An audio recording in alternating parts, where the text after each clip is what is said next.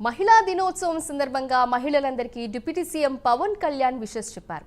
సమాజ నిర్మాణానికి నిజమైన వాస్తు స్త్రీమూర్తి అని పవన్ అన్నారు.